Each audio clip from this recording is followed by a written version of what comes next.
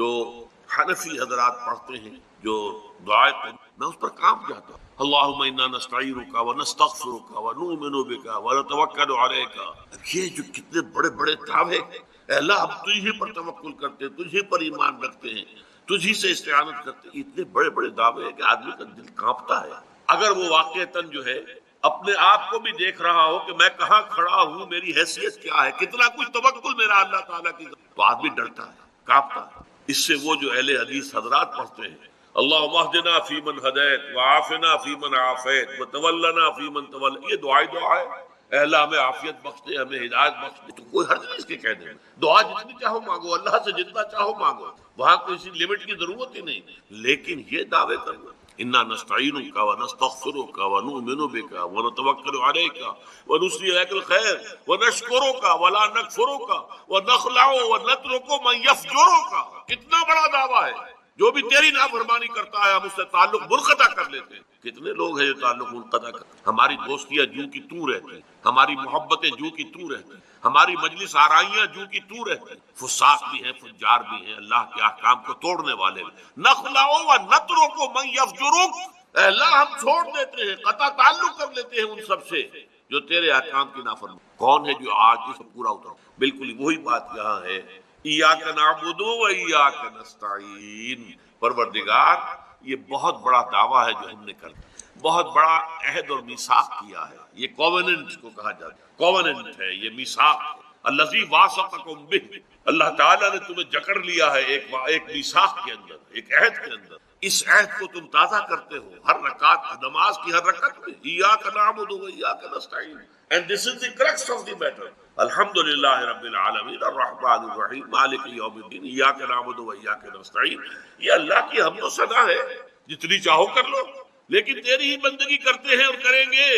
یہ بہت بڑا دعویٰ ہے، بہت بڑا اقرار ہے، بہت بڑا کووننٹ ہے، بہت بڑا میثاق ہے، بہت بڑا عہد ہے. اس میں ہم اے اللہ پورے نہیں اتر سکیں گے مگر تیری مدد سے، تیری تائید سے، تیری توفیق سے، تیری تحصیل سے. ایاک نستعین میننگ آف پریئر ان اسلام بڑا عظیم. اس نے جو نقشہ کھینچا ہے کہ یہ پریئر کیا ہے. انائے صغیر، یہ ایگو میرا، میری انا، میری خودی. انائے صغیر، انائے کبیر کے روبرو.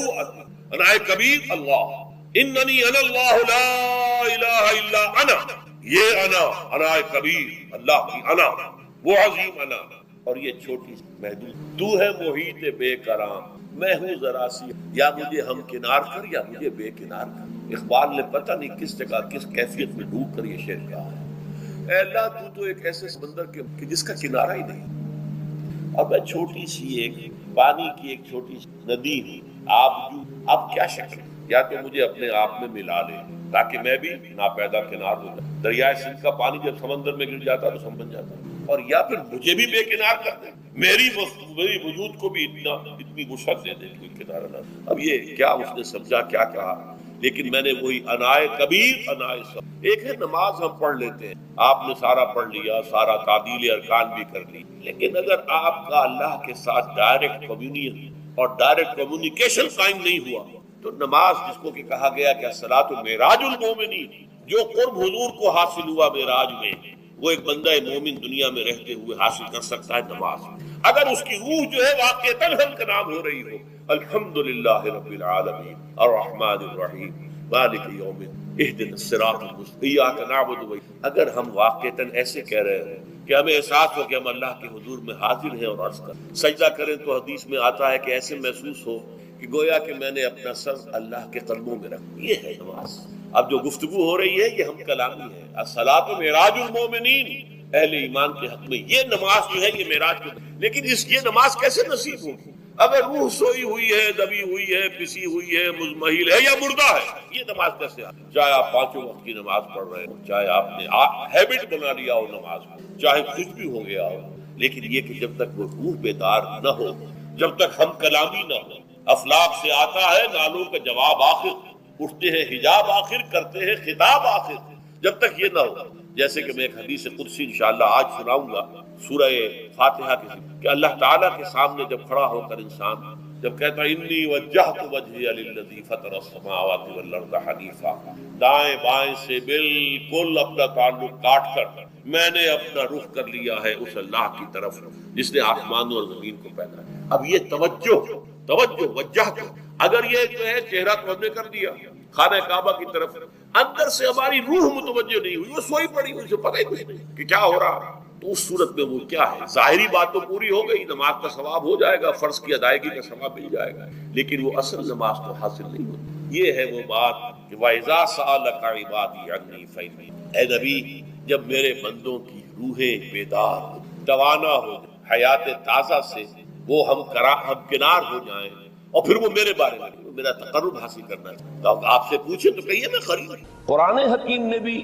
سورہ آل عمران کے آخری رکوع میں ذکر کو سب سے پہلے اور سب سے اہم عامل کی حیثیت سے شمار کیا ہے۔ چنانچہ اس کی پہلی آیت جو ہے سورہ آل عمران کے آخری رکوع کی، اس میں تو وہی مضمون جو میں بیان کر چکا وہ آیا ہے، ان فی خلق السماوات والارض واختلاف اللیل والنہار لآیات لأولی الالباب، یقیناً آسمان اور زمین کی تخلیق میں اور دن اور رات کے الٹ پھیر میں نشانیاں ہیں ہوش مندوں کے۔ ان کے ذریعے سے انسانی شعور کے اندر وہ معرفت رب اجاگر ہوگی۔ وہ پہلا مرحلہ اس نے طے کر لیا، وہ ڈورمنٹ معرفت اب ایکٹیویٹ ہو گئی۔ اب مزید فکر کا مرحلہ ہے جو اگلی آیت میں آیا ہے، الذین یذکرون اللہ قیاما وقعودا وعلی جنوبہم ویتفکرون فی خلق السماوات والارض ربنا ما خلقت ھذا باطلا سبحانک فقنا عذاب النار۔ یعنی تفکر جو ہے ویتفکرون فی خلق السماوات والارض، وہ تفکر کرتے ہیں، غور و فکر کرتے ہیں آسمان اور زمین کی تخلیق میں، لیکن اس تفکر کے ساتھ لازماً ذکر اور ذکر مدام، ذکر بھی وہ کہ جو مستقل ہو، ہر حالت میں ہو۔ الذین یذکرون اللہ قیاما وقعودا وعلی جنوبہم، وہ لوگ کہ جو اللہ کو یاد رکھتے ہیں، اللہ کا ذکر کرتے ہیں، کھڑے ہوئے بھی، بیٹھے ہوئے بھی، اور اپنے پہلوؤں کے بل یعنی لیٹے ہوئے بھی۔ اب ان تین کے سوا تو کوئی پوزیشن انسان کی نہیں ہے، اسی کا نام ہے دوام ذکر۔ اور اس کے ساتھ اگر وہ تفکر کرتے ہیں تو ان کا فکر اگلی منزل تک پہنچتا ہے۔ تو پہلی شے تھی فکر انسانی کی صحیح رخ پر مزید پیش قدمی اور پیش رفت، اور اس کے لیے لازم ہے ذکر و فکر کا امتزاج۔ دوسری چیز کو لیجئے عمل کی درستی۔ اس عمل کی درستی کے لیے اللہ تعالیٰ کے ساتھ ایک گہرے تعلق کی ضرورت ہے، اس لیے کہ صبر کی بحث میں یہ مضامین شاید آپ کے سامنے آ گئے ہو کہ صبر، جہاں مصیبت پر صبر ہوتا ہے، تکلیف پر صبر ہوتا ہے، اللہ کے احکام پر جمنا یہ بھی صبر ہے، نفس کی خواہشات کی باغ کو تھام کر رکھنا، کھینچ کر رکھنا یہ بھی صبر ہے، اور استقامت کسی شے پر قائم رہنا یہ بھی صبر ہے۔ تو عمل صحیح پر استقامت کے لیے وَاصْبِرْ وَمَا صَبْرُكَ إِلَّا بِاللَّهِ، اس صبر کی سب سے اہم جو بنیاد ہے، اس کا جو سب سے بڑا ذریعہ ہے، اس کا جو سب سے بڑا سہارا ہے، وَمَا صَبْرُكَ إِلَّا بِاللَّهِ، اس کے لیے ضرورت ہے ایک گہرے تعلق کی کہ اللہ کے ساتھ ایک ایسا تعلق برقرار رہے جو نہ صرف گہرا ہو بلکہ دائم و قائم، مسلسل۔ ذرا ظہول ہوگا تعلق مع اللہ میں، ذرا کمی آئے گی، شیطان کا وار کاری ہو جائے گا۔ اسی کو حضور نے حدیث میں یوں تعبیر کیا ہے تمثیلاً کہ جو دل اللہ کی یاد سے غافل ہے، اس پر فارسی کا وہ مقولہ بھی ہے کہ خانہ خالی را دیو میں گیرت، گھر خالی رہے تو جنات اس پر دیو جو ہے آ کر قبضہ جما لیتے ہیں۔ تو خانہ قلب جو ہے اگر یاد خدا بندی سے خالی ہو گیا تو شیطان ابلیس لعین اپنی تھوتنی ٹکا دیتا ہے۔ یہ لفظ آتا ہے سور کے منہ کے لیے تھوتنی، جس طرح اس کا نکلا ہوا سا منہ ہوتا ہے آگے، تو یہ لفظ استعمال کیا گیا کہ وہ اپنی تھوتنی انسان کے دل پر جما کر اور پھوکے مارنی شروع کر دیتا ہے۔ تو شیطان کو موقع ہی تب ملتا ہے جب انسان کے تعلق مع اللہ کے اندر کمی، وہ خانہ بالکل خالی ہو گیا ہو یا اتنا ضعیف ہو گیا ہو کہ کل عدم ہو جائے، گویا کہ نہیں۔ تیسری چیز کی طرف آئیے، روحانی ترقی، روحانی ترقی کے لیے میں ایک اصطلاح کے سامنے لا رہا ہوں، اس سے مراد کیا ہے؟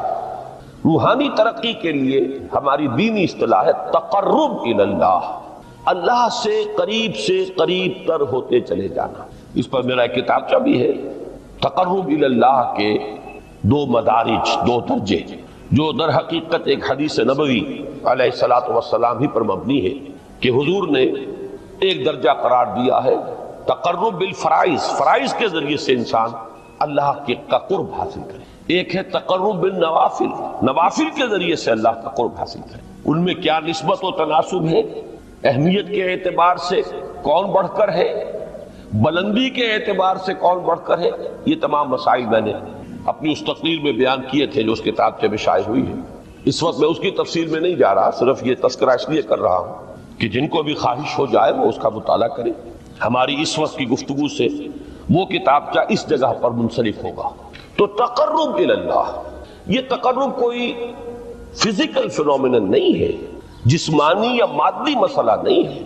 اللہ سے قرب یہ نہیں ہے کہ کوئی کروڑوں میل کا فاصلہ ہے، اب ہمیں کوئی رسی پر چڑھنا ہے اوپر بڑی محنت اور مشقت سے، فصل تو ہے ہی نہیں، فاصلہ ہے ہی نہیں، بعد ہے ہی نہیں۔ نحن اقرب الیہ من حبل الورید، ہم تو انسان سے اس کی شہرگ سے بھی زیادہ قریب ہیں۔ ہوا معکم اینما کنتم، وہ تو تمہارے ساتھ ہی ہوتا ہے جہاں کہیں بھی تم ہو، بس صرف یہ کہ تمہاری توجہ نہیں ہوتی، تم اور چیزوں میں مشغول و مصروف رہتے ہو، تم ہماری طرف دھیان ہی نہیں دیتے، تم ہماری طرف متوجہ ہی نہیں ہوتے۔ ہم تو مائل بے کرم ہے، کوئی سائل ہی نہیں، راہ دکھلائیں کسے رہنوے منزل ہی نہیں۔ انسان جب متوجہ ہو جاتا ہے اور بڑھتا ہے، آگے پیش قدمی کرتا ہے روحانی اعتبار سے، تو یہ ہے در حقیقت تقرب الی اللہ، اور اسی کو ہم کہیں گے روحانی ترقی۔ اب ان 3 چیزوں کو اگر آپ نے ذہن میں جما لیا، پھر میری بات کی ترتیب اس کو ذہن میں قائم کیجئے۔ ہم چلے کہاں سے؟ کہ دین کے ساتھ اصل مناسبت فلسفے کی نہیں، حکمت کی۔ نمبر 2، حکمت قرآنی کا پہلا اور اہم ترین اور بنیادی مسئلہ معرفت رب کا حصول ہے۔ اس کا نتیجہ شکر خدا بندی، اس کا ذریعہ آیات آفاقی، آیات انفسی، اور سب سے بڑھ کر آیات قرآنیہ ہیں جو الذکر ہے، جو تذکرہ ہے، جو ذکرہ ہے۔ لیکن اس پہلے مرحلے کو اگر کوئی انسان بفضل ہی تعالی، اللہ کے فضل و کرم سے طے کر لے، اب اس کے سامنے 3 مسئلے، فکر کی مزید پیش رفت، مزید پیش قدمی صحیح رخ پر، اس کے لیے ذکر اور فکر دونوں کا امتزاج لازمی ہے۔ فقر قرآن اختلاط ذکر و فکر، الذین یذکرون اللہ قیاما وقعودا وعلی جنوبہم ویتفکرون فی خلق السماوات والارض۔ دوسری شے عمل کا درست رہنا، نہ افراط و تفریط ہو، عدم توازن ہو، نہ انسان نفس سے مغلوب ہو جائے، نہ انسان جذبات کی رو میں اندھا ہو جائے، نہ انسان ماحول سے مرعوب ہو کر متاثر ہو جائے، صحیح رخ پر اس کا عمل۔ نمبر 3، روحانی ترقی، جو اصل حاصل ہے، جو اصل مقصود ہے۔ نمبر 2 چیز کے لیے تعلق مع اللہ ضروری، نمبر 3 کے لیے تقرب الی اللہ۔ اب غور کیجئے، ان تینوں چیزوں کا بڑا گہرا تعلق ہے نماز کے ساتھ، ان تینوں کے لیے ستون کی حیثیت نماز کو ہے۔ لہذا ایمان کے بعد یا معرفت رب کے بعد حکمت دین کا اہم ترین مسئلہ نماز، صلاۃ، اس لیے کہ ایک طرف یہ انسان کو اللہ کے ساتھ ایک گہرے تعلق کا ذریعہ فراہم کرتی ہے، اپنے تمام مصروفیات میں سے ان مشغولیتوں میں جن میں گم ہونے کا خدشہ ہوتا ہے نکلو۔ 24 گھنٹے کے معمولات میں سے کم 5 مرتبہ تو لازماً نکلو، اور اپنے آپ کو ذرا، اپنے حواس کو بھی، اپنی باطنی کیفیات کو بھی ذرا تازہ کرو۔ اگر کوئی گندگی، نجاست، کسی طرح کی ناپاکی کا کوئی معاملہ ہے، طہارت حاصل کرو۔ طہارت سے تمہارے اندر روح کو بھی بالیدگی ہوگی، تمہارے حواس بھی تازہ ہوں گے، تم گویا کہ بحیثیت کل تمہاری ہستی چاق و چوبند ہو جائے گی۔ وہ کسل، وہ سستیاں، وہ جو ایک کثافتیں ہوتی ہیں، ان سب سے نجات حاصل کرو، اور اب اپنے رب کے حضور میں کھڑے ہو جاؤ، اس کے ساتھ اپنا عہد بھی تازہ کرو، اس کی اہم صفات کو بھی اپنے ذہن میں پھر مستحضر کرو۔ یہی وجہ ہے، دیکھیے میں نے جو آیات آپ کو شروع میں سنائی تھی، سورہ لقمان کی 2 آیتیں، پہلی آیت میں اس کا ترجمہ کر چکا، دوسری آیت وَلَقَدْ وَإِذْ قَالَ لُقْمَانُ لِابْنِهِ وَهُوَ يَعِظُهُ يَا بُنَيَّ لَا تُشْرِكْ بِاللَّهِ إِنَّ الشِّرْكَ لَظُلْمٌ عَظِيمٌ۔ اس کے بعد درمیان میں کچھ مضمون آ کر پھر وہ آیہ مبارکہ آئی، یا بنی اقیم الصلاۃ وامر بالمعروف وانہی عن المنکر واصبر علی ما اصابک۔ گویا کہ اہم ترین چیز، بنیادی ترین چیز، اللہ کو محض پہچان لینا کافی نہیں ہے، یاد رکھنا ضروری ہے۔ اللہ یاد رہے گا تو فکر صحیح آگے بڑھے گا، اللہ یاد رہے گا اور اس کے ساتھ ایک گہرا تعلق جو ہے برقرار رہے گا تو عمل درست رہے گا۔ بالکل یہی بات سورہ طٰہٰ میں جو پہلی وحی حضرت موسیٰ علیہ السلام پر ہوئی اور پہلا مخاطبہ ہے، چونکہ حضرت موسیٰ کو یہ انبیاء کرام کے مقدس گروہ میں ایک امتیازی حیثیت حاصل ہے کہ ان سے براہ راست گفتگو ہوئی ہے، اگرچہ صرف ایک پردہ تھا، اوٹ من ورائے حجاب گفتگو ہوئی ہے، لیکن یہ کہ کوئی فرشتے کا درمیانی جو ہے وہ لنک نہیں تھا، براہ راست اللہ تعالیٰ نے حضرت موسیٰ علیہ السلام سے کلام فرمایا۔ کلم اللہ موسیٰ تکلیما، موسیٰ سے تو اللہ نے کلام فرمایا جیسے کہ کلام کیا جاتا ہے۔ تو پہلا مخاطبہ ہے، یہ پہلا مکالمہ ہے، پہلی وحی کہیے، اسی میں یہ الفاظ بھی موجود ہیں، اننی انا اللہ لا الہ الا انا فاعبدنی واقم الصلاۃ لذکری۔ یہ گویا کہ حکمت قرآنی کا ایک بہت بڑا خزانہ ہے یہ آیت مبارکہ، کہ خود حضرت موسیٰ علیہ السلام کو جو ہدایت دی جا رہی ہے، میں ہوں، میں اللہ، اننی انا اللہ لا الہ الا انا، میرے سوا کوئی معبود نہیں، فاعبدنی، بس میری بندگی، میری عبادت، میری پرستش، میری محبت، اس کو اختیار کرو۔ وَأَقِمِ الصَّلَاةَ لِذِكْرِي، اور نماز کو قائم رکھو میری یاد کے لیے۔ بلکہ اسی سلسلہ کلام میں آگے چل کر سورہ طٰہٰ میں آتا ہے، کافی گفت و شنید کے بعد جب حضرت موسیٰ نے کچھ معذرت بھی کی، کچھ دعائیں بھی کی، اللہ نے ایک دعا قبول بھی کی کہ ان کے بھائی کو بھی شریک کر دیا، حضرت ہارون کو بھی۔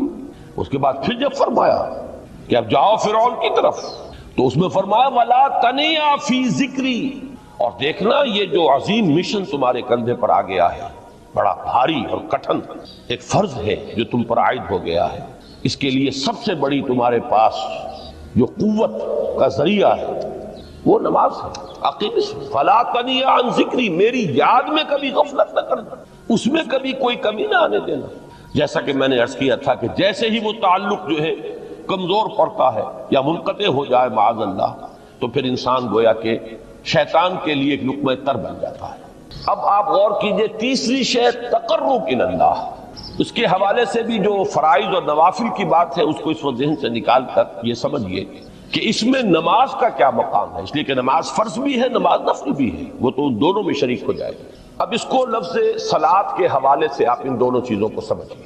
صاد لام واو یا یہ چونکہ حروف علت ایک دوسرے سے بدلتے رہتے ہیں، یہ جو مادہ ہے اس کی جو خالص لغوی اصل ہے، جو خالص عربی زبان میں اس کا بنیادی مفہوم ہے، وہ آگ جلانا یا آگ تاپنا یا آگ سینکنا، حرارت حاصل کرنا۔ لہذا بار بار آتا ہے جہنم کے ذکر میں، اسلوہا، اب جلو اس میں، تاپو اس کو، یہ سینکے گی تمہیں۔ بلکہ تفتلون کا لفظ آیا ہے حضرت موسیٰ کے کلام میں، جب وہ گئے تھے کوہ طور پر، جب پہنچ گئے تو تھے آگ کی تلاش میں، لعلکم تفتلون، تو اپنے اہل خانہ سے یہی کہا تھا کہ مجھے کہیں وہ روشنی نظر آ رہی ہے، غالباً کوئی وہاں سے آگ مل سکے گی، ورنہ یہ کہ کوئی رہنمائی کو رستہ مجھے مل سکے گا، میں وہ آگ لے آؤں گا، کوئی چنگاری وہاں سے لے آؤں، لعلکم تفتلون، تاکہ تم، اب یہ اصطلاح در حقیقت باب افتعال ہے، اور یہ تے یہاں پر توئے کی شکل اختیار کر گئی، تا نے توبن کی صورت اختیار کی سواد کی وجہ سے۔ بہرحال اس کا سب سے بنیادی مفہوم جو ہے وہ ہے تاپنا، سکائی حاصل کرنا، حرارت۔ اس کے حوالے سے سمجھ لیجئے کہ سب سے بنیادی تعلق اس کا جو ہے وہ روح کے ساتھ ہے۔ روح میں محبت خداوندی کی آگ اگر ٹھنڈی پڑ گئی ہو، اگر محبت خداوندی کی حرارت میں کمی ہو گئی تو اس کو اثر نو، جس کو کہ میں آج سوچ رہا تھا تو ایک لفظ ذہن میں آیا کہ جیسے بیٹری اس کو ریچارج کیا جاتا ہے، اسی طریقے سے روح کے اندر محبت خداوندی کی اس حرارت کو اثر نو تازہ کرنا، یہ ہے در حقیقت نماز کا اصل مقصد۔ اس لیے کہ اس لفظ کا بنیادی مفہوم، اصل لغوی مفہوم تو یہ، اگرچہ اس کا سب سے زیادہ کثرت سے جو استعمال ہوتا ہے، اور لفظ صلاۃ جس سے در حقیقت جس تصور پر مبنی ہے وہ ہے اقدام، کسی کی طرف متوجہ ہونا اور پھر دعا۔ صلاۃ کا سب سے قریبی مفہوم لفظی جب بیان کیا جائے گا، اس سے مراد، اس کے معنی، تو دعا اس میں اہم ترین ہے۔ کسی کی طرف توجہ کرنا، مناجات کرنا، گفتگو کرنا، مخاطبہ، مکالمہ، دعا، یہ در حقیقت صلاۃ کا سب سے بڑا اصطلاحی مفہوم ہے۔ لیکن جو اس کا مادہ ہے، صاد لام واو یا صاد لام یا، اس کا اصل مفہوم جو ہے وہ تاپنا، حرارت حاصل کرنا۔ تو ان دونوں کے حوالے سے عرض کر رہا ہوں، وہ تاپنا اور حرارت حاصل کرنا وہ ہے روح کے اعتبار سے۔ وہ جو کہا اقبال نے کہ بجھی عشق کی آگ اندھیر ہے، مسلمان نہیں راہ کا ڈھیر۔ یہ عشق کی آگ جب بجھ جاتی ہے، در حقیقت یہی تو انسان کی روحانی موت ہے۔ جب یہ نہ رہے تو چاہے منطق میں بہت انسان ماہر ہو، مجھے اقبال کا ایک شعر یاد آیا تقابل کرتے ہوئے، ایک انسان محکوم اور ایک انسان حر، آزاد انسان، ان کی نفسیات میں جو بنیادی فرق علامہ اقبال نے مختلف مواقع پر بیان کیے ہیں۔ محکوم ہے بیگانہ اخلاص و مروت، ہر چند کے منطق کی دلیلوں میں ہے چالاک۔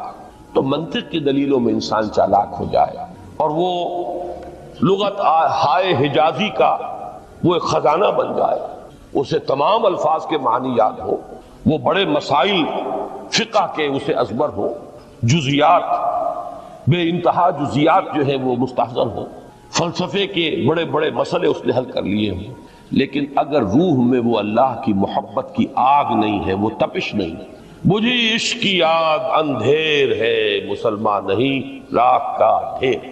اسی کے حوالے سے آج مجھے یاد آیا تھا کہ وہ جو بڑی سادہ سی ایک نظم ہے، اللہ تعالیٰ سے دعا یا رب دل مسلم کو وہ زندہ تمنا دے، اس میں بھی جو الفاظ آئے ہیں، جو روح کو گرما دے اور قلب کو تڑپا، یہ ہے اصل جو مقصود ہے نماز کا۔ اور یہی وہ چیز ہے جیسا کہ میں نے عرض کیا تھا کہ نگاہوں سے اوجھل، یہ پہلو سامنے ہے ہی نہیں، دوسرا پہلو سامنے ہے اور وہ بھی میرے نزدیک بہت اہم ہے، بہت بنیادی ہے، اس میں کوئی شک نہیں، لیکن یہ ہے بلند ترین منزل کہ تقرب الی اللہ، اس کے لیے در حقیقت یہ کس لیے درکار ہے؟ روح کے اندر عشق کی حرارت اور گرمی تازہ ہوتا ہے۔ بسا اوقات یہ اندر دب جاتی ہے، جیسے انگارہ ہوتا ہے آگ کا، اس کے اوپر خاک اور راکھ آ جاتی ہے، اندر کچھ ہوتی ہے، آگ دبی ہوئی سمجھ، آگ بجھی ہوئی نہ جان، اس دبی ہوئی آگ کو پھر ایک شعلہ بنانا، پھر اس کے اندر ایک حیات تازہ پیدا کرنا، یہ ہے نماز کا اہم ترین اور بلند ترین مقصد۔ لیکن اس کے ساتھ ہی اس نماز میں ذکر ہونا، اس کا یہ ذکر ہے، اور ذکر کی جب میں فہرست بیان کیا کرتا ہوں بہت سے حضرات کے سامنے ہوگا کہ ذکر کا در حقیقت مفہوم ہے استحضار اللہ فی القلب۔ ہمارے ہاں غلطی سے جو ذرائع ذکر ہے انہیں ذکر قرار دے دیا گیا ہے۔ نماز ذکر نہیں ہے، نماز ذکر کا ذریعہ ہے۔ اقیم الصلاۃ لذکری، نماز قائم کرو میرے ذکر کے لیے۔ یہ اللہ اللہ کہنا یا ادعیہ معصورہ جو حضور صلی اللہ علیہ وسلم کی مسنون دعائیں ہیں، انہیں اپنے تمام معمولات دنیاوی کے ساتھ ساتھ ان دعاؤں کو بھی انسان پڑھتا رہے، اللہ سے دعا کرتا رہے، یہ تمام ذرائع ذکر ہیں۔ سبحان اللہ الحمدللہ الحمدللہ، اس کا آپ ورد کیجئے، یہ بھی ذریعہ ذکر ہے۔ حقیقت میں ذکر ہے استحضار اللہ فی القلب، اللہ کو دل میں لے آنا، اللہ کو دل میں حاضر کر لینا، اصل میں تو ترجمہ ہوگا لیکن حاضر جاننا، یہ کیفیت جو ہے انسان کو حاصل ہو جائے۔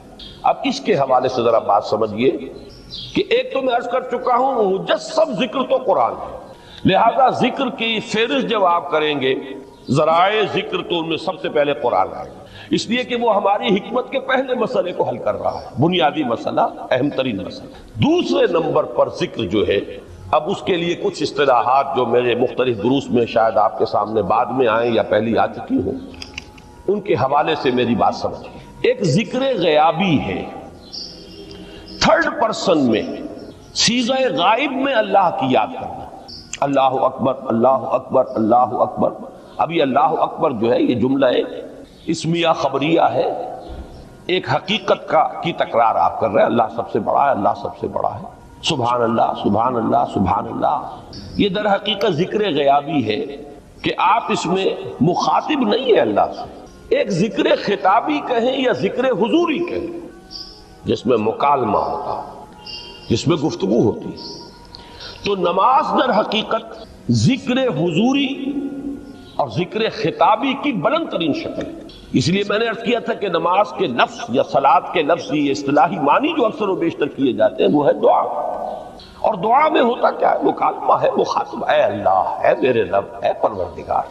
پھر یہ کہ اس میں اقدام اور کسی کی طرف متوجہ ہونا، یہی وجہ ہے کہ افتتاح صلاۃ، نماز کو شروع کرنے کے لیے ایک تو وہ الفاظ جو قرآن مجید میں آئے ہیں، انی وجہت وجہی للذی فطر السماوات والارض حنیفا وما انا من المشرکین۔ یہ ہے توجہ کا ارتکاز، بشرطے کہ یہ صرف الفاظ ہی نہ نکل رہے ہوں، واقعتاً یہ تعبیر ہو اس وقت کی انسان کی نفسیاتی کیفیت کی، کہ شعوری طور پر وہ فیصلہ کرتا ہے کہ اب میں منقطع ہو رہا ہوں، ہر چہار طرف سے اپنی توجہ کو ہٹا کر، ہر مسئلے سے اپنے آپ کو خالی و ذہن کر کے، یعنی ظاہری اور باطنی دونوں اعتبار سے میں اپنی توجہ کا ارتکاز کر رہا ہوں اس ذات کی طرف جس نے آسمانوں اور زمین کو پیدا کیا، اور بالکل یکسو ہو کر رہا ہوں۔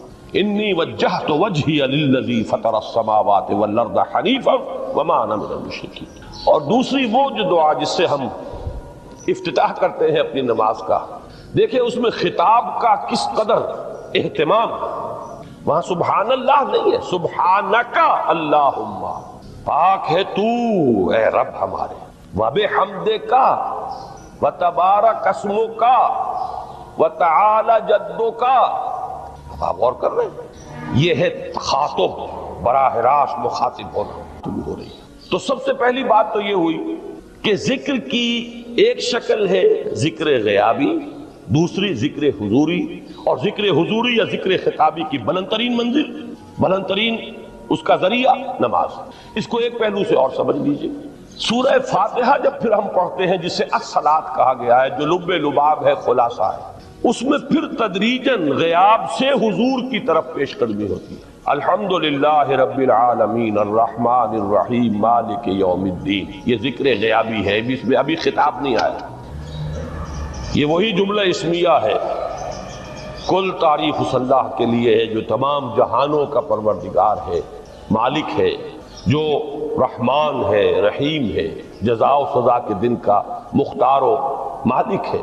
اب یہ غیاب سے حضور کی طرف، ایاک نعبد و ایاک نستعین اہدنا الصراط المستقیم، یہ ہے وہ۔ اب پہلے ایک معاہدہ ہے، ایک اقرار ہے، اعتراف ہے، وعدہ ہے، اور پھر دعا ہے، استدعا ہے کہ حضور نے فرمایا، یقول اللہ تعالی، اللہ یہ فرماتا ہے، اسی لیے اس کو حدیث قدسی کریں گے، قسمت الصلاۃ بینی و بین عبدی نصفین، میں نے نماز کو اپنے اور اپنے بندے کے مابین آدھا آدھا تقسیم کر دیا۔ اب یہاں تک تو جملہ ہے اللہ کا، یہ ہے حدیث قدسی۔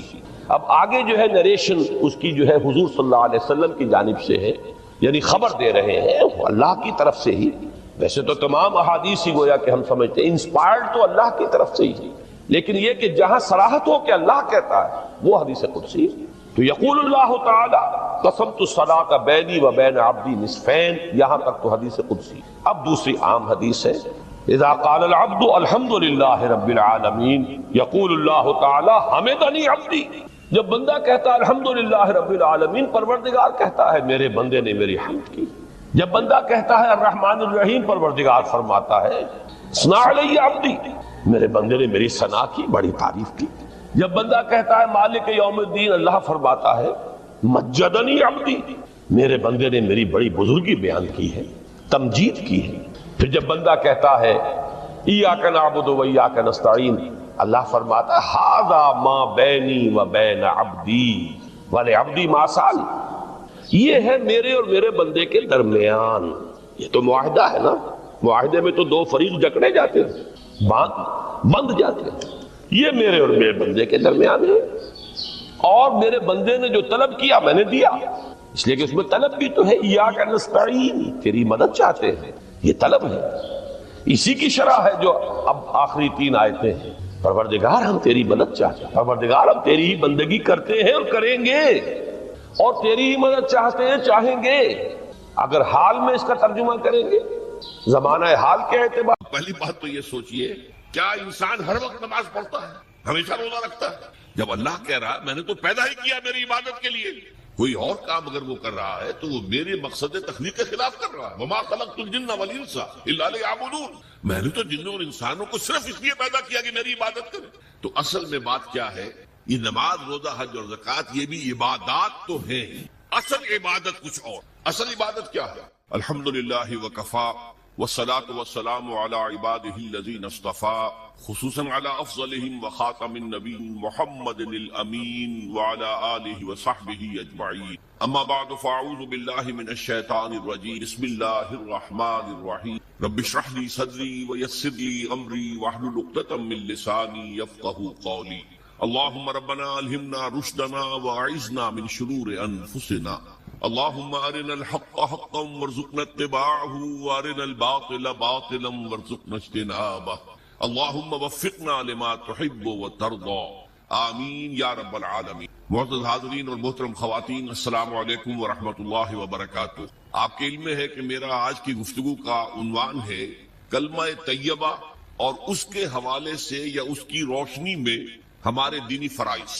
بچپن میں مجھے امید ہے کہ بہت سے لوگ خوش نصیب ایسے ہوں گے اس مجمع میں جن کی تعلیم کا آغاز قاعدہ یسرنا القرآن سے ہوا ہو یا نورانی قاعدے سے ہوا ہو، اور پھر اس کے بعد حضرت مولانا مفتی کفایت اللہ رحمۃ اللہ علیہ کی کتابچے تعلیم الاسلام جو ہے انہیں پڑھائے گئے۔ ظاہر بات ہے کہ آج کل وہ رواج ختم ہو چکا ہے، آج کا ہمارا دور مادہ پرستی کا ہے۔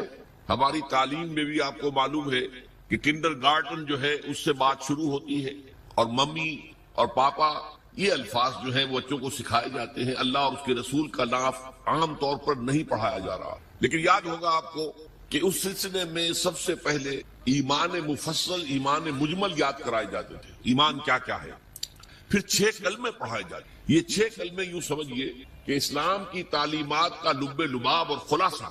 ان میں سے پہلے 2 کلمے کیا ہیں جو اہم ترین؟ کلمہ طیبہ لا الہ الا اللہ محمد رسول اللہ صلی اللہ علیہ، یہ مختصر ترین کلمہ ہے، اسے ہم کلمہ طیبہ کا، اور یہ سمجھیے کہ ہمارے دین کی جڑ اور بنیاد اور اساس۔ دوسرا کلمہ اسی میں لفظ شہادت کا اضافہ ہو کر اشہد ان لا الہ الا اللہ واشہد ان محمد رسول اللہ صلی اللہ علیہ۔ یہ کلمہ شہادت جو ہے یہ اسلام میں داخلے کا شاہ درا ہے۔ شاہ درا، در کہتے دروازے کو، شاہ درا بہت بڑا دروازہ۔ جو لوگ دلی سے واقف ہیں انہیں یاد ہوگا، معلوم ہوگا کہ دلی جو ہے وہ جمنا ندی یا جمنا دریا کے مغرب میں واقع ہے، اور مشرق سے جو بھی آتا ہے یو پی سے، اس کو پہلے ایک قصبے سے گزرنا پڑتا ہے، جس کے بعد پل آتا ہے جمنا کا، اور اس قصبے کا نام ہے شاہ درا ہوتا ہے۔ اسی طرح کا شاہ درا ایک لاہور میں ہے۔ لاہور جو ہے وہ راوی کے جنوب مشرقی کنارے پر ہے، آباد ہے شہر۔ اب جو بھی پشاور سے، سرحد سے، اسلام آباد سے، پورے پنجاب سے لوگ آتے ہیں تو انہیں لاہور میں داخل ہونے کے لیے دریائے راوی کراس کرنا ہوتا ہے، لہذا وہاں بھی ایک قصبہ ہے جس کا نام شاہ درا ہے۔ شاہ درا یہ بڑا در ہے کہ جس سے داخل ہو کر آپ دلی میں یا لاہور میں داخل ہوں۔ اسی طرح میں نے عرض کیا کہ اسلام میں داخلے کے لیے شاہ درا جو ہے وہ ہے اشہد ان لا الہ الا اللہ واشہد ان محمد اللہ صلی اللہ علیہ وسلم۔ آج میں انہی 2 کے حوالے سے آپ کے سامنے کچھ باتیں رکھ رہا ہوں، باتیں بالکل بنیادی ہیں، اور میں سمجھتا ہوں کہ آپ کے ذہنوں کے اندر موجود ہیں، صرف یہ ہے کہ آپ نے شاید زیادہ کبھی شعوری طور پر توجہ نہ دی ہو اور ان کے بارے میں کہیں گہرا غور و فکر نہ کیا ہو۔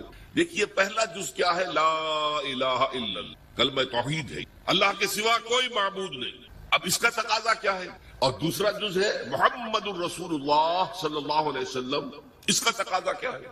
اللہ کے سوا کوئی معبود نہیں، معبود برحق صرف اللہ۔ اس کا کیا مطلب ہے؟ عبادت صرف کوئی معبود نہیں اللہ کے ساتھ، عبادت اسی کی۔ اس عبادت کا مفہوم کیا ہے؟ قرآن مجید میں بہت سے انبیاء کی اور رسولوں کی دعوت بیان ہوئی اور نام بنام کہا گیا۔ ان کی دعوت کیا تھی؟ ان اعبدوا اللہ ما لکم من الہ غیرہ، اللہ کی عبادت کرو، تمہارا کوئی الہ اس کے سوا نہیں۔ اس کے ساتھ ہی بعض صورتوں میں ایک لفظ کا اضافہ ہوتا ہے، سورہ شعراء میں ان اعبدوا اللہ واطیعون، عبادت اللہ کی کرو، میری اطاعت کرو۔ تو اللہ کی عبادت کیا ہے؟ جس کے لیے سورہ زاریات میں فرمایا وما خلقت الجن والانس الا لیعبدون، میں نے نہیں پیدا کیا ہے جنوں اور انسانوں کو مگر صرف اس لیے کہ میری عبادت کریں۔ تو معلوم ہوا کہ لا الہ الا اللہ کا تقاضا کیا ہے؟ ہمہ تن ہمہ وقت اللہ کی عبادت۔ یہ عبادت کیا ہے؟ بدقسمتی سے مسلمانوں پر جو زوال آنا خلافت راشدہ کے بعد سے ایک زوال اسلام کا شروع ہو گیا، اگرچہ مسلمانوں کا تو عروج جاری رہا۔ دور بنو امیہ میں، دور بنو عباس میں دنیاوی اعتبار سے سطوت، شان اور شوکت بڑھتی چلی گئی، لیکن اسلام جو ہے اس کے اندر زوال شروع۔ سب سے پہلا زوال کیا آیا؟ وہ خلافت کہ جو مسلمانوں کو اپنے میں سے کسی بہترین شخص کا انتخاب کر کے جس کا تعین ہونا چاہیے تھا، وہ خلافت موروثی عہدہ بن گئی، خاندانی بات بن گئی، قبائلی بات بن گئی۔ یہ ہمارے زوال کا پہلا مظہر۔ بہرحال اس کے بعد رفتہ رفتہ ہمارے تصورات بھی کچھ محدود ہوتے چلے گئے، ہوتے ہوتے بات یہاں تک پہنچی کہ عبادت کا مطلب ہے نماز، روزہ، حج اور زکوٰۃ۔ اب پہلی بات تو یہ سوچئے، کیا انسان ہر وقت نماز پڑھتا ہے، ہمیشہ روزہ رکھتا ہے؟ جب اللہ کہہ رہا میں نے تو پیدا ہی کیا میری عبادت کے لیے، کوئی اور کام اگر وہ کر رہا ہے تو وہ میرے مقصد تخلیق کے خلاف کر رہا ہے۔ وما خلقت الجن والانس الا لیعبدون، میں نے تو جنوں اور انسانوں کو صرف اس لیے پیدا کیا کہ میری عبادت کریں۔ تو اصل میں بات کیا ہے؟ یہ نماز، روزہ، حج اور زکوٰۃ یہ بھی عبادات تو ہیں، اصل عبادت کچھ اور۔ اصل عبادت کیا ہے؟ عبد کہتے ہیں غلام۔ غلام پچھلے زمانے کا تصور کیجیے، یہ ایسا نہیں تھا جیسے آپ کسی کو ملازم رکھ لیں۔ آج امپلائر امپلائی ریلیشن شپ یہ اور ہے۔ آپ نے کسی کو ملازم رکھا ہے، فرض کیجیے دہاڑی پر رکھا ہے، وہ 8 گھنٹے کام کرے گا، پھر چھٹی کرے گا، اس کے بعد وہ آپ کا کوئی تابع نہیں ہے، آپ کا غلام نہیں ہے، بلکہ آپ کا بھی ایک ہی ووٹ ہوگا، جب الیکشن ہوگا اس کا بھی ایک ہی ووٹ ہوگا۔ تو اصل میں غلام جو ہوتا تھا وہ ہمہ وقت، ہمہ تن، ہمہ جہد، ہمہ وجوہ بندگی کرتا تھا، اطاعت کرتا۔ ملازم کہہ سکتا تھا کہ میرے تو اوقات ختم ہو گئے۔ آپ نے کسی کو رکھا خانسامہ کی حیثیت سے، اور فرض کیجئے ابھی فلش سسٹم نہیں آیا تھا تو بیت الخلا جو ہے آپ جس طرح کے ہوتے تھے سب کو یاد ہے، کسی دن بھنگن نہیں آئی، آپ کہیں اس سے خانسامہ سے کہ ذرا جاؤ بیت الخلا صاف کراؤ، وہ صاف کہے گا صاحب میں تو خانسامہ ہوں، میں آپ کو کھانا پکا کر دینے کا پابند ہوں، میں یہ آپ کا بیت الخلا صاف کرنے کا تو پابند ہوں، کہے گا کہ نہیں؟ لیکن غلام نہیں کہہ سکتا، غلام تو ملکیت ہے، وہ 24 گھنٹے کا مطیع، جو کام کہا جائے کرنے پر مجبور، انکار نہیں کرتا۔ اور آپ کو معلوم ہو ایک اور بات ہونی چاہیے کہ غلام تو خود مملوک ہوتا ہے، اس کی ملکیت کوئی نہیں ہوتی۔ آقا نے کوئی اگر کوٹھڑی دے دی ہے کہ تم رات کو اس میں سو جایا کرو تو کیا وہ اس کوٹھڑی کا مالک ہو گئے؟ آقا نے کوئی چارپائی دے دی ہے اس پر سویا کرو تو کیا چارپائی کا مالک ہو گئے؟ نہیں، قتل نہیں، خود مملوک ہے۔ اور پچھلے زمانے میں غلاموں کا معاملہ کیا تھا؟ آقا جب چاہے ذبح کر دے، قتل کر دے، کوئی مقدمہ نہیں بنے گا، نہ 302 کا نہ 304 کا۔ کیوں؟ جیسے آپ کی بکری آپ کی ملکیت تھی، آپ نے ذبح کیا، گوشت کھا لیا، کوئی پوچھ سکتا آپ سے؟ میری بکری تھی بھائی، میں نے ذبح کیا، Who are you to ask me؟ اسی طرح غلام میری ملکیت ہے، میں نے قتل کر دیا، میں نے اپنا نقصان کیا ہے نا، میں اس غلام کو فروخت کرتا تو کچھ پیسے مل جاتے مجھے، لیکن اختیار میرا ہے، میں نے اسے قتل کر دیا۔ اس معنی میں اللہ کا غلام بن، اللہ کا بندہ بن۔ یہ بندہ جو ہے یہ فارسی کا لفظ ہے، عبد عربی کا، عبد سے عبادت بنا، بندے سے بندگی بنا۔ چنانچہ شیخ سعدی کا شعر ہے مشہور، جو مسجدوں میں پہلے لکھا جایا کرتا تھا۔ آج کل تو ہمارا نئی قسم کی مسجدوں کے ڈیزائن بنتے ہیں نا، پچھلے زمانے میں کیا ہوتا تھا؟ اس در کے اوپر چوکٹا بنا ہوا ہے، روز محشر کے جانگ اداس بود اولی پرسش نماز، وہ قیامت کا دن جو بہت سخت، پہلا حساب نماز کا ہوگا۔ اور یہ شعر میں لکھا ہوتا تھا، زندگی آمد برائے بندگی، زندگی بے بندگی شرمندگی، یہ زندگی ہمیں ملی ہی بندگی کے لیے ہے، وما خلقت الجن والانس الا لیعبدون۔ تو اگر ہم بندگی نہیں کرتے اللہ کی، شرمندگی ہی شرمندگی ہے، گویا کہ ہم اپنے مقصد تخلیق کو تو پورا نہیں کر رہے۔ آپ نے قلم بنایا تھا لکھنے کے لیے، لکھتا نہیں ہے تو اٹھا کے پھینک دیں گے، آپ اس کو کوڑے میں ڈالیں گے۔ لہذا انسان کی تخلیق اور جنوں کی تخلیق بندگی کے لیے ہوئی، زندگی آمد برائے بندگی، زندگی بے بندگی شرمندگی۔ یہ ہمہ وقت، ہمہ تن، ہمہ وجوہ، ہمہ جہد اللہ کی، یہ ہے عبادت۔ اس عبادت کے لیے عبادات ہمیں دی، جیسے یہ اگر کھڑا ہوا ہے شامیانہ تو آپ نے دیکھا یہ جو بانس کھڑے ہوئے، یہ عبادت جو ہے اس کی چھت سمجھ لیجئے 4 نماز، روزہ، حج، زکوٰۃ۔ نماز کس لیے؟ تاکہ 5 مرتبہ تازہ کر لو اللہ سے عہد بندگی، ایاک نعبد و ایاک نستعین۔ کہیں بھول مت جانا، صبح ہوئی ہے پہلے اپنا اللہ سے بندگی کا عہد تازہ کر لو، پھر دکان پر جانا، پھر دفتر میں جانا، اور پھر دوپہر میں پھر نکلو، پھر تازہ کرو۔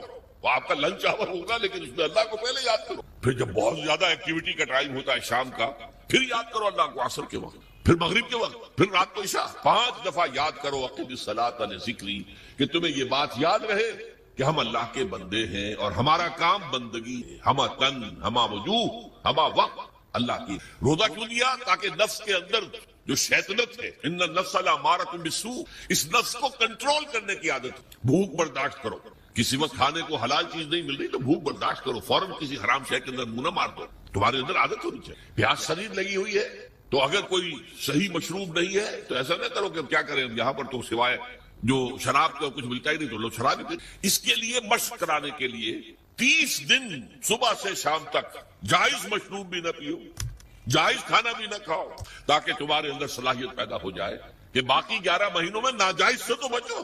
یہ ہے عبادت کے ساتھ ان عبادات کا تعلق۔ ایک بڑی ہمارے اندر جو ہے نفس کی خواہش، دولت پرستی، اس کو نکالنے کے لیے صدقہ، خیرات، انفاق، خرچ کرو خرچ کرو خرچ کرو، تاکہ یہ دولت کی محبت دل میں سے کھرچی۔ اور یہ تینوں حکمتیں جمع کرنی ہے حج کے۔ حج میں احرام کے اندر پابندیاں ہوتی ہیں، وہ روزے کے مشابہ ہیں، بڑی رقم خرچ ہوتی ہے، یہ زکوٰۃ و صدقات کے مشابہ ہو گئی۔ اس میں تلبیہ ہوتا ہے، لبیک اللہم لبیک لبیک لا شریک لک لبیک ان الحمد والنعمت لک والملک لا شریک لک۔ یہ اللہ کا ذکر ہو رہا ہے، تو ذکر اور انفاق اور نفس کو کنٹرول کرنا، یہ تینوں چیزیں جمع کر دی حج میں۔ وہ جامع عبادات، جامع العبادات۔ لیکن ان عبادتوں کے اوپر چھت آئے گی اسلام کی پوری، ہمہ جہد ہمہ وقت اللہ کی بندگی، اللہ کی اطاعت۔ یہ جو عبادت ہے، ایک بات اور نوٹ کر لیجئے، یہ عبادت جو ہے زبردستی بھی دنیا میں کرائی جاتی رہی۔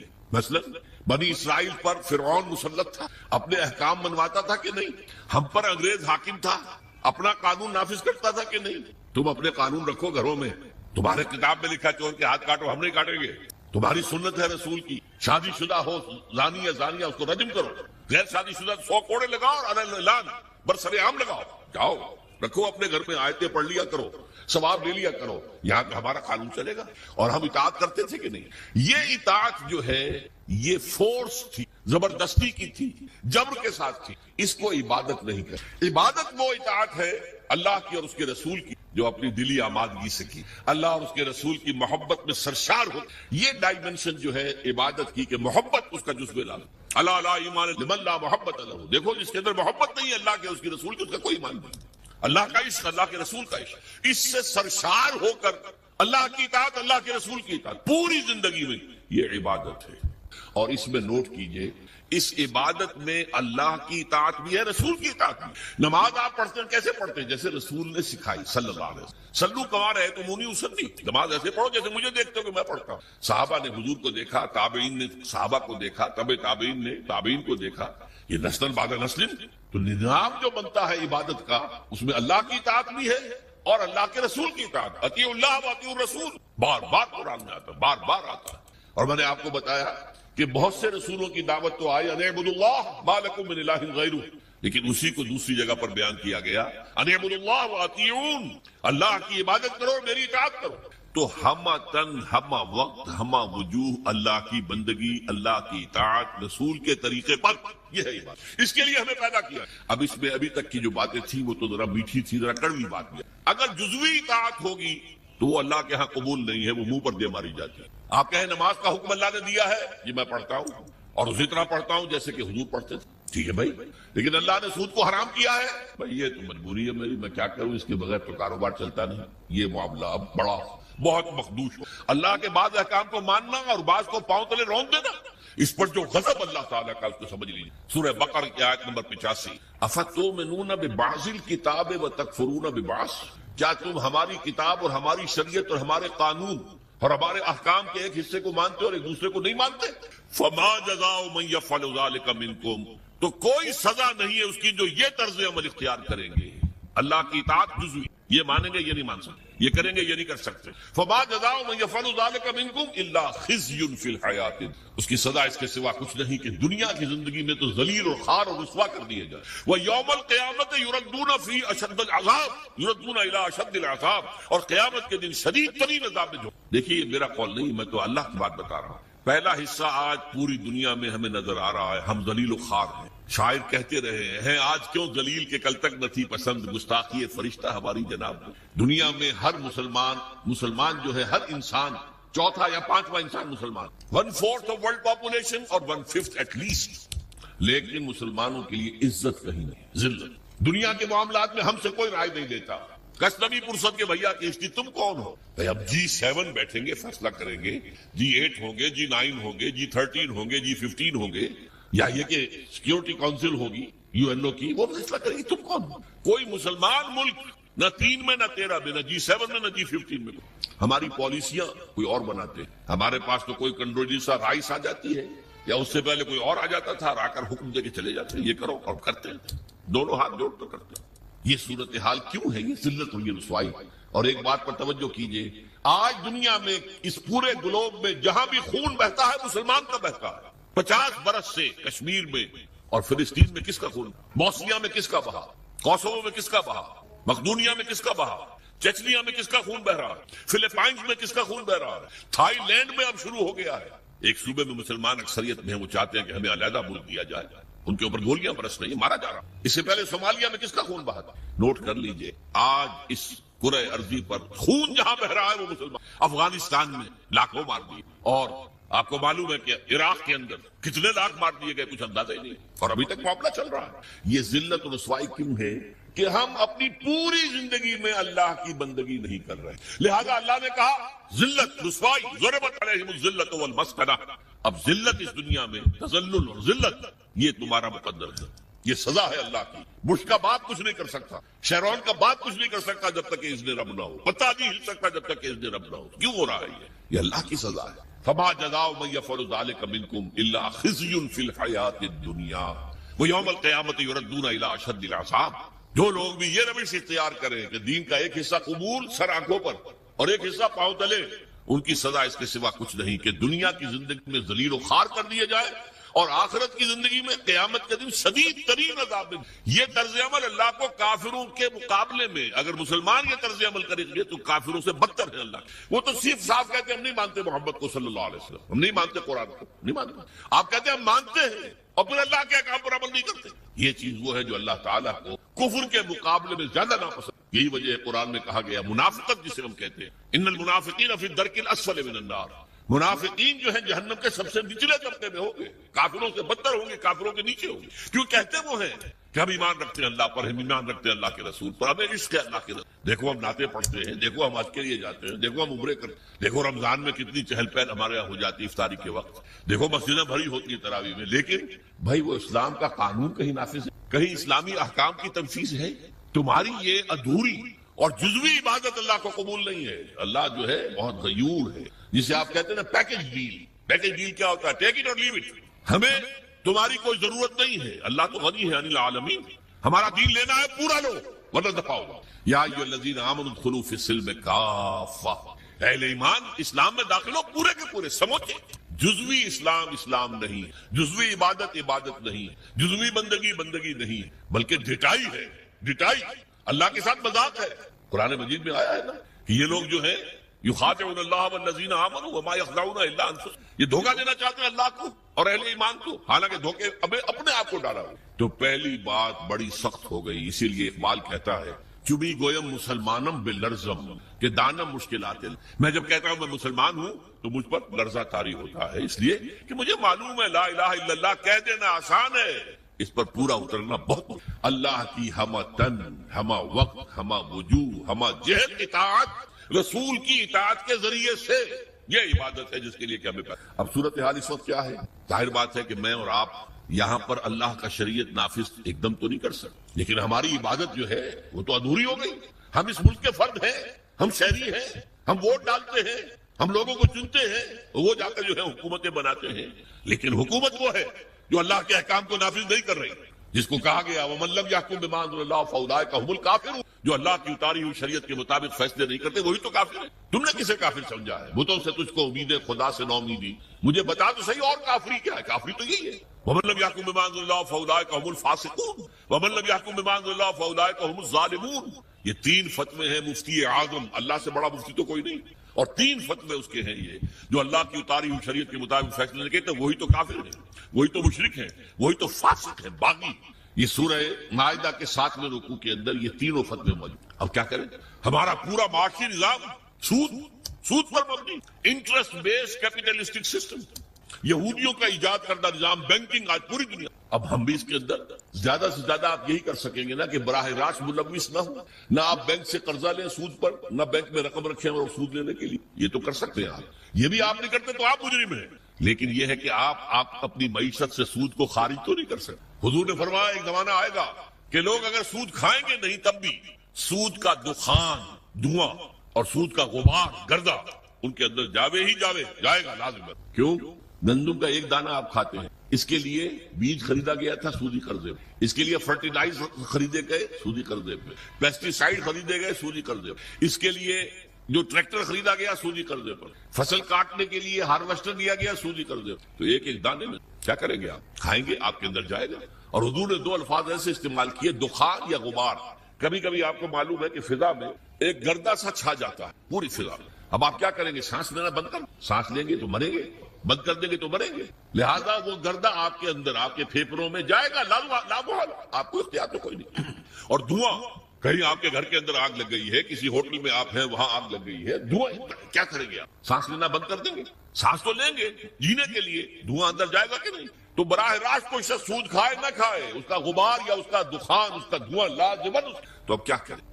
جب تک پورے دین کو قائم نہ کیا جائے اس وقت تک ہماری بندگی جزوی بندگی، ہماری عبادت جزوی عبادت۔ اس گناہ کا کیا کفارہ ہے؟ دیکھیے پچھلے زمانے میں، آج کل تو کنویں ہیں نہیں، کنویں میں کوئی بلی گر گئی، کوئی کتا گر گیا، اب اس کی لاش نکالتے تھے، اور ساتھ ہی کتنے ڈول پانی نکالیں گے تب یہ پاک ہوگا، تھا کہ نہیں؟ میرے اندر اگر گناہ جا رہا ہے، دھواں جا رہا ہے سود کا، میں سانس لے رہا ہوں اس فضا میں جس میں اللہ کا دین قائم نہیں ہے، تو میرے اندر گناہ جا رہا ہے، گناہ جا رہا ہے، گناہ جا رہا ہے۔ اس کا کفارہ کیا ہوگا؟ اس کو صفائی کیسے کریں گے؟ تن من دھن لگا دو، اللہ کے دین کو قائم کر دیں۔ ابھی یہ عزیزم نوید صاحب جو کہہ رہے تھے بار بار اقامت دین، اقامت دین، کیا مطلب ہے اقامت دین؟ دین کو قائم کرنا، پورا دین۔ جیسے آپ کہتے ہیں ایک ہے نماز پڑھنا، ایک ہے نماز قائم کرنا، زمین و آسمان کا فرق ہے۔ اقیم الصلاۃ، اقیم الصلاۃ، اقیم الصلاۃ۔ یہ قیام جو ہے نماز کا نظام کا، اس کے لیے مسجدیں تعمیر ہوتی ہیں، اس کے لیے امام اور خطیب رکھے جاتے ہیں، وہاں پر بر وقت جماعت ہوتی ہے، ایک امام کے پیچھے کھڑے ہو کر ہم نمازیں پڑھتے ہیں، یہ نماز کا نظام ہے۔ اسی طریقے سے دین کا نظام، اقیم الدین، دین کو قائم کرو، اور اسی کو کہا وَيَكُونَ الدِّينُ كُلُّهُ لِلَّهِ، دین پورا کا پورا اللہ کا ہو جائے۔ فوجداری قوانین بھی اسی کے ہوں، دیوانی قوانین بھی اسی کے ہوں، وراثت کا قانون بھی اسی کا ہو، سود کو جڑ سے نکال کے پھینکا جائے، بیع و شرع کی جو حرام شکلیں ہیں ان کو ختم کیا جائے، جوئے کا خاتمہ کیا جائے، بے پردگی، بے حیائی کا خاتمہ کیا جائے۔ یہ سارا کام اگر آپ کریں تو اس میں جو تن لگے گا، جو من لگے گا، جو آپ کا دھن لگے گا، جو آپ کا وقت لگے گا، یہ کفارہ ہے کہ جزوی بندگی کی وجہ سے جو گناہ ہو رہا ہے اس کا کفارہ ہو جائے۔ اگر آپ یہ نہیں کرتے تو اس کا مطلب